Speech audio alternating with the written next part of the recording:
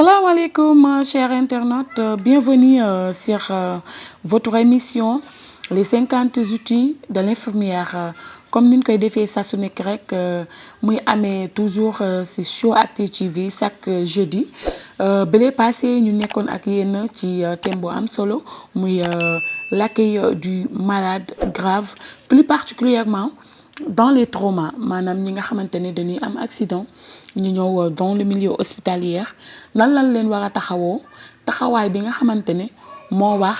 rawatina ki nga xamante ne moom moo di infirmière bi tey ci loolu la ñuy wéyandi ak yéen ba léegi rek bële passé ñu nekkoon ak yéen ci introduction bi waaye tamit ñu laaloon li nga xamante ne moom moo di la définition muy définition classique bi ak définition bi nga xamante ne moom mooy la définition actuelle maanaam ki nga xamante ne moom moo di infirmière bi lan la war a taxawoo ki nga xamante ne ñëw na am gaañu mu accident mu ñëw ci fi nga xamante ne moom moo di ci service am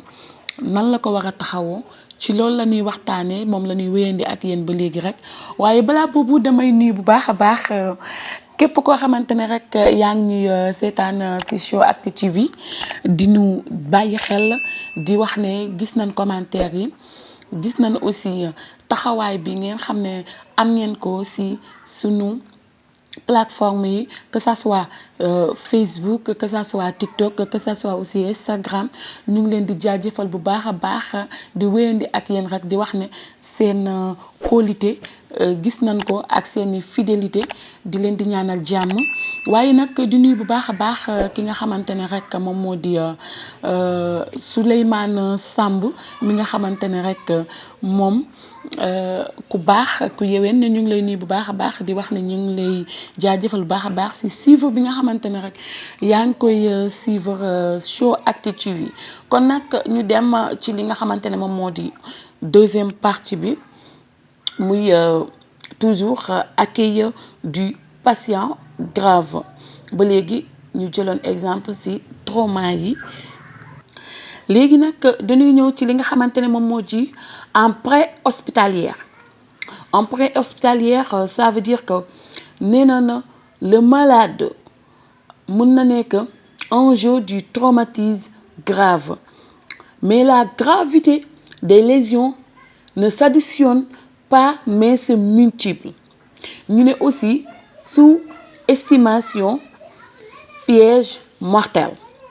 le temps perdu ne se rattrape pas ça veut dire que ne se rattrape jamais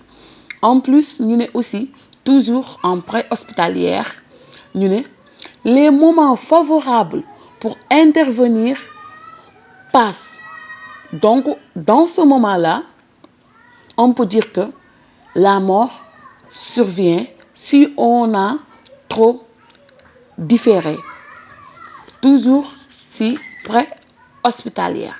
ça veut dire quoi loolu benn entre parenthèses la woon rek malade bi nga xamante ne ñëw na nekk trauma bu nu deful ndànk rek mun na subir la mort maanaam mun na des ci suñuy loxo en tant que infirmière ci kaw bu nu xamul exactement lan lan war a gaaw def comme ni ma ko waxee woon bi le passé ci première partie bi nee naa leen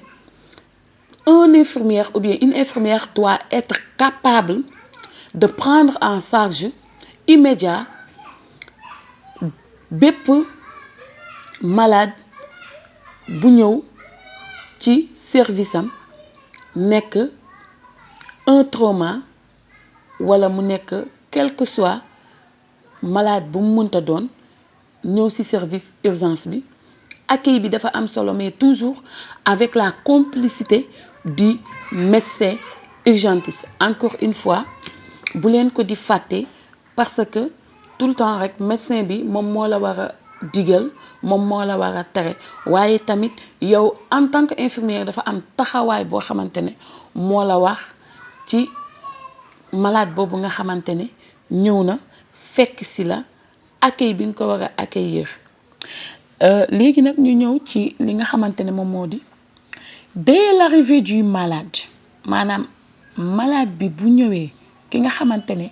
moom mooy malade bi nga xamante ne moom moo ñëw envers toi que ça soit muy malade bi nga xamante ne dafa def accident ñu ne la dès l'arrivée le médecin évalue le degré d'urgence en intégrant rapidement les informations que lui fournissent les traumatisés, soit la couleur de la température de la peau, l'état de conscience, le rythme respiratoire, l'état des pupilles. Et certains malades sont dans un état tellement grave qu'une évacuation rapide doit être effectuée avec une réanimation pour normaliser les fonctions vitales. li ma doon wax sànq ñëw na foofu rapidité bi ak accueil bi nga xamante ne war nga ko mën a def yaak médecin bi ba médecin bi gaaw évaluer maanaam gaaw xam malade bi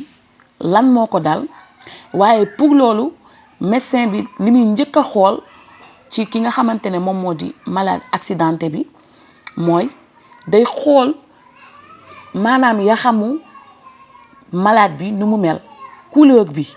après mu xool li nga xamante ne mooy température peau bi maanaam yaxamu malade bi couleur bi ndax boo xoolee malade bu accidenté bu fekkee dafa manqué maanaam dafa vider beaucoup de sang da ngay gis yaram bi dafay commencer changer mu commencer couleur bi di changer muy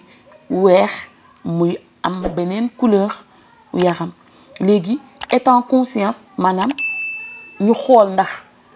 ki nga xamante ne moom moo di malade bi moom conscient na maanaam mun na communiquer mën na wax boo ko wonee ñeenti baaraam mu ne la ñeenti baaraam nga ma won bu fekkee ne conscient na wala mu nekk ki nga xam ne dafa inconscient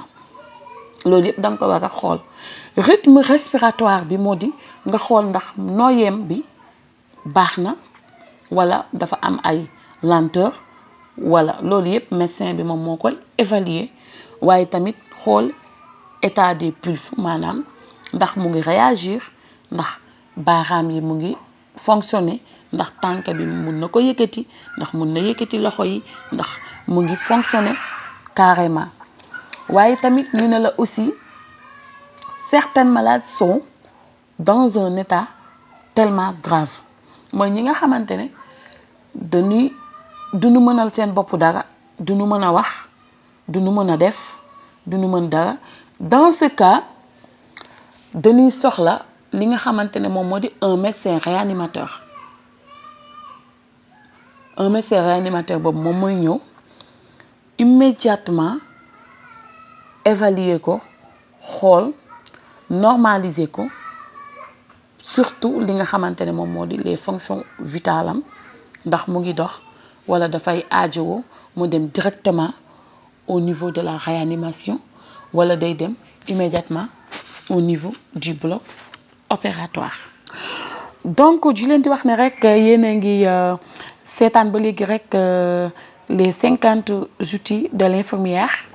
di remercier bu baax a baax monsieur Papa Seydou Sow directeur général bu Elite Santé di wax ne rek ñu ngi koy remercier bu baax a baax waaye di nuyu ñëpp rek di wax ne ba léegi rek yéen a ngi ci accueil du patient grave dans un milieu hospitalier ñu dem ci li nga xamante ne moom moo di évaluation primaire yi maanaam tey jii bu fekkee ne malade bi ñëw na yan évaluation lañ war a def léegi ñu ne y a dans l'examen clinique et l'examen paraclinique. Dans l'examen clinique, qu'est-ce qu'on doit faire dans l'examen clinique et qu'est-ce qu'on doit faire dans l'examen paraclinique? Donc, on prend l'examen clinique. Dans l'examen clinique, on vous dit que il faut examiner les voies aériennes supérieures à la colonne vertébrale. Danga war a njëkk a def dans ce cas mooy danga war a xool voies aériennes yi maanaam ndax malade bi ñëw mu ngi noyyi bu baax ndax amul lenn loo xamante ne moo koy gêner bu fekkee ne jigéen la bu fekkee dafa takk soutien dafa def kii nga dindi soutien bi lépp loo xamante ne rek day koy tere noyyi bu baax may ko air loolu da nga koy vérifier. léegi ñu ne aussi il faut vérifier la ventilation, la circulation sanguine et contrôler l'hémorragie. Contrôler l'hémorragie. Foofu c'est très important parce que malade bi nga xamante ne dafa ñëw traumatisé, c'est un trauma qui est venu, quelle que soit façon trauma bu mu mënta doon mun na nekk koo xamante ne dafa damm wala dafa am gaañu mu ngi vider sang maanaam deret bi mu ngi génn mu ngi couler deret boobu di sotteeku li nga war a njëkk a def moo di xool ndax mu ngi am deret buy sotteeku wala deret bi sotteekuwul, ndax am na gaañu ndax amul gaañu ndax am na li ñuy wax hémorragie interne parce que nit ki mën na am gaañu di def hémorragie interne te mënoo koo xam. léegi pour loolu nag dañuy dem ci li nga xamante ne moom moo di paraclinique bi buñ fa yeggee di ngeen ko xam lan war a def pour xam ndax ki mu ngi saigné ci biir wala saignéwul ci biir. mais li nga war a njëkk a def si cliniquement mooy nga xool ndax mu ngi saigné physique xool ndax mu ngi deret baa ngi mu ngi am saignement wala amul saignement. léegi nag ñu ne la faire l'examen neurologie secondaire maanaam nga xool malade bi neurologiquement ndax ça va, ndax mu ngi fi nekk na fi ba léegi wala nekkatu fi wala instant yi mu ngi ci feneen. loolu yëpp danga ko war a xool ci malade bi. léegi nag bu ñu jógee foofu ñu dem ci li nga xamante ne moom mooy examen paraclinique yi. Examen paraclinique, c'est très important dans un malade, dans un milieu hospitalier, autant pour moi, sur un malade qui vient d'arriver, un trauma. Donc, il faut toujours nga xool li nga xamante ne moom mooy 3 cavités à explorer. Dans les 3 cavités à explorer, il faut toujours voir le thorax.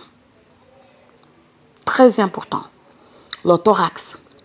Regardez l'abdomen. Regardez l'abdomen et ensuite regardez la rétropéritoine. La rétropéritoine. Il faut toujours regarder ça. Faire la radiographie, la radio du thorax. Faire l'échographie pour l'abdomen et ensuite faire les scanners si vous voulez, parce que c'est un trauma accidenté. Il faut toujours regarder réellement ce qui se passe, mais pour faire un diagnostic clair et net, il faut toujours faire ces 3 choses-là. Ñu ne la une seule réponse suffit. Empêchement, ça signifie oui ou non. Donc ñu xam ne chaque malade qui vient dans un milieu hospitalier doit avoir un médecin urgentiste qui est là à côté et une infirmière qualifiée qui sera capable de savoir et qui a tous ces matériels qui est à côté de lui. Donc aujourd'hui foofu la ñuy yem ak yéen ci seen émission les 50 outils de l'infirmière bii di ñëw dinañ leen andil nag li nga xamante ne moom moo di le rôle de l'infirmière bi nga xamante ne foofu nag la affaire bi nekk. C'est quoi le rôle de l'infirmière ci li nga xamante ne moom moo di un trauma qui est devant lui qu'est-ce qu'il doit faire, les premiers gestes à faire loolu yëpp dinañ ci ñëwaat incha allah ci beneen numéro bi di remercier ñëpp di wax ne rek merci à vous les téléspectateurs ñi nga xamante ne yéenay suivre tout le temps SHOW-ACTU TV partout dans les réseaux que ça soit Instagram TikTok Facebook YouTube ñu ngi leen di nuyu bu baax di leen di wax ne rek ñu ngi gis seen taxawaay waaye di nuyu bu baax a baax Abdou Diouf ñu ngi koy nuyu bu baax di ko ziar di nuyu ki nga xamante ne rek moom mooy Ndeye Marème Diom sama technicien de labo boobu di nuyu képp koo xamante ne rek yaa ngi hôpital Dalal Jàmm rawatina maîtresse sage-femme major sama idole sama xarit mën a sañse baax maa ngi koy nuyu bu baax a baax di leen di jox di daje ba beneen yoon beneen thème waaye di wax ne rek ba léegi dañuy rester li nga xamante ne moom moo di accueil du patient foofu la ñuy rester ak yéen ba ci kanam ak kanam buñ ko jeexalee ñu ñëw ak yéen ci beneen thème incha allah. Merci beaucoup sur les 50 points, sur les 50 outils de l'infirmière indispensable. Merci et à très bientôt. Au revoir.